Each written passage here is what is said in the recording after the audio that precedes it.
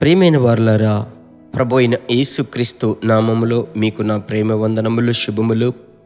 క్షేమమని నమ్ముచున్నాను. మీరందరూ ప్రభు కృప వలన జీసస్ మీట్స్ యూట్యూబ్ ఫ్యామిలీ కుటుంబములన్నిటి కొరకు, ఫేస్బుక్లో ఉన్నటువంటి కుటుంబములన్నిటిని బట్టి ప్రభువుకు మహిమ చెల్లిస్తున్నాను.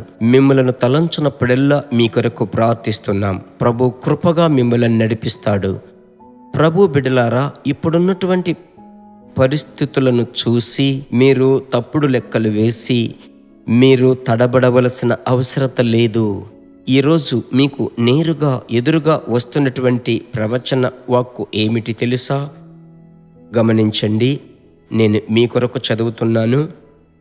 మొదటి సమూయేలు గ్రంథం 16వ అధ్యాయం 13వ వచనం.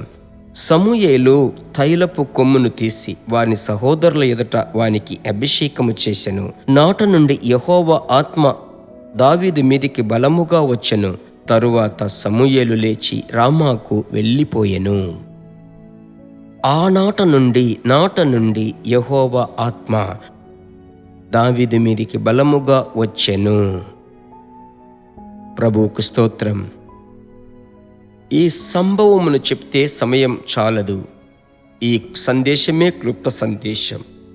నేనేం మీకు చెప్పాలనుకుంటున్నానంటే, నా హృదయంలో పరిశుద్ధాత్మని ప్రేరణతో ఆత్మదేవుడు ఏమి చెప్పాలనుకుంటున్నాడంటే, గొర్రెల వెంబడి వెళుతూ గొర్రెల స్వరమే వింటూ అరణ్యములో తిరుగుచున్న వ్యక్తి దావీదు.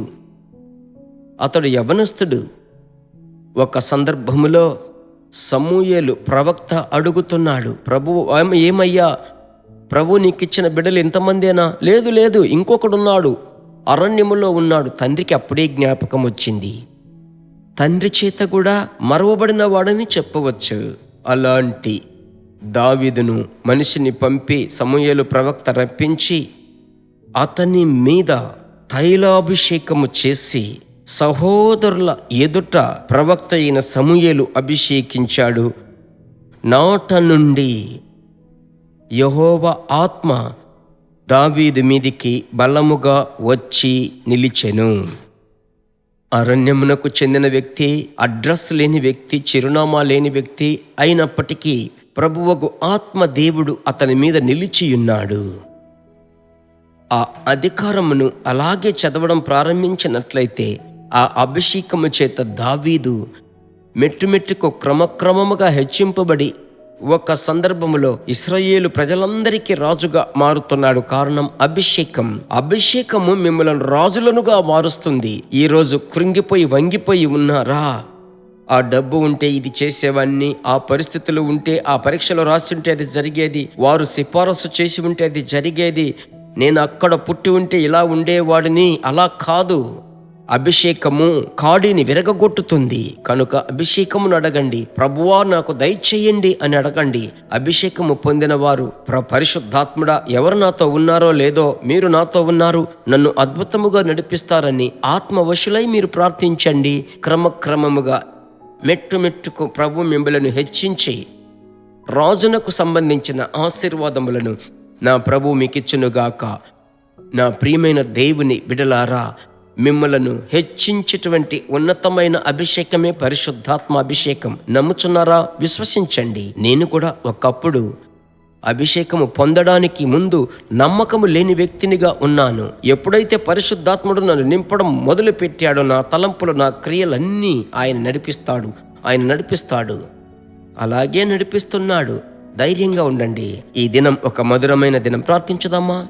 మా ప్రేమ కలిగిన తండ్రి, మీ నామములో మీ బిడ్డల కొరకు నేను ప్రార్థిస్తున్నాను. మమ్మలను పాపపు ఊబి నుండి లేవనెత్తిన ప్రభువా, దేవా, మా పాదములను బండ మీద నిలిపెటువంటి ప్రభువా, ఎవరెవరైతే ఈ క్లుప్త సందేశము, ఈ షార్ట్ మెసేజ్ విని నాతో కలిసి ప్రార్థిస్తున్నారయ్యా, మీ బిడ్డల యొక్క తలను పైకెత్తండి. అరణ్యములో ఉన్నటువంటి ప్రభువా, దావీదుకు ఒక పిలుపు వచ్చింది.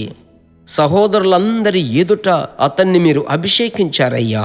మీ బిడ్డలను మీరు అభిషేకించుటకు ఒక ఉద్దేశం ఉంది కదా. హెచ్చించండి ప్రభువా, ఉన్నతమైన అనుభవముల గుండా హెచ్చించండి తండ్రి. మీ బిడ్డల ప్రాణాత్మ శరీరములు ఆర్థికము అన్నిటిలో హెచ్చించండి.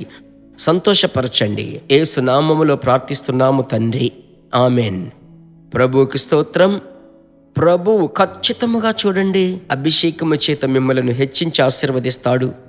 అనుదినము చెప్తాను, ఎదుటివారికి షేర్ చేయండి.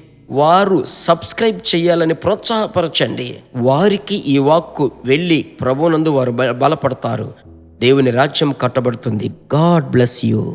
దేవుని బిడ్డలారా, ఈ వర్తమానము మీకు మిక్కిలి ఆశీర్వాదకరముగా ఉందని మేము నమ్ముచున్నాము. ఇంకనూ మా వర్తమానములను విని ప్రభువులు ఆశీర్వదింపబడుటకు జీసస్ మీట్స్ మినిస్ట్రీస్ అను మా యూట్యూబ్ ఛానల్ ను సబ్స్క్రైబ్ చేయండి. మరియు మా ప్రార్థన సహాయముకై మీరు సంప్రదించవలసిన మా ఫోన్ నెంబర్ 9841425236 మరియు 72954636. Email gpsrobinson@hotmail.com. ప్రభు మిమ్మును ఆశీర్వదించునుగాక.